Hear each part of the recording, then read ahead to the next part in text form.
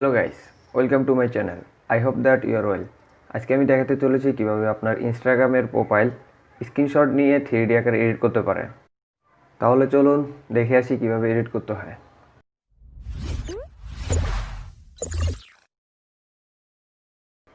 Guys, ফার্স্টে আমাদের Instagram অ্যাকাউন্টে ওপেন করতে হবে এবং আপনার পছন্দ অনুযায়ী যে কোনো একটি স্ক্রিনশট নিয়ে নেবেন।